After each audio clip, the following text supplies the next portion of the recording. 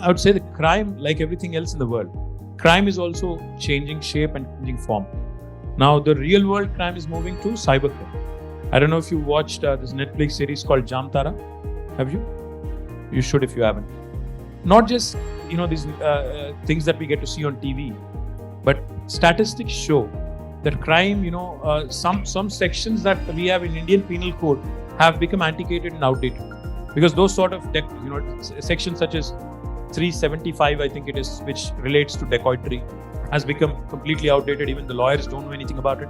Neither do the cops, have to do anything about it at this point in time. So the new age cybercrime laws and how we tackle as a government are a very, very important subject. In fact, Telangana possibly will become the first Indian state to have its own legislation on cybercrime. Nalsar is helping us draft it, and we are in the process of going through some iterations before we actually can go to the assembly and get it approved. But we are ahead of the rest of India. In fact, I've even mentioned it to the Union IT Minister, told him that we're working on this. He said, why don't you send me a copy? Maybe Government of India also can pick it up and make it a pan-India kind of a legislation. But more importantly, when I met with the MasterCard guys recently in Davos as well, they were telling me how many hits they get. And they're, of course, a financial services company. So the kind of hacking attempts that are made on their servers, on a good day, I was told, was about 30 to 50,000. On a bad day, it could go all the way up to a couple of million. So this is a problem that is going to be a huge challenge for all of us as governments, as individuals, institutions, private sector. There are a number of asks. In fact, how do we ensure that we stay ahead of the curve? That is the biggest question I would ask, of anybody. And like PJN was telling me, it's always a cat and mouse kind of a game that we play with the hackers, with the cyber criminals.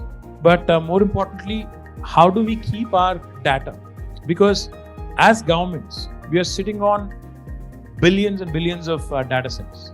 Now, how do we keep that safe? How do you keep citizen data safe?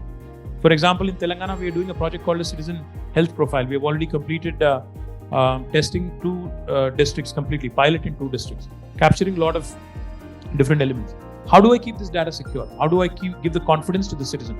I get this question very often. Hyderabad has large number of CC cameras, a lot of surveillance. What are you going to do with this data? How are you going to ensure that my privacy as a citizen is not affected? Now, how do I keep that secure?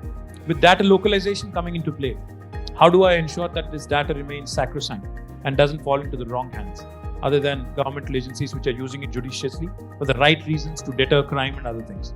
So these are the set of challenges which are universal. It is not for Telangana, but these are universal challenges. If you have cracked it, come work with us.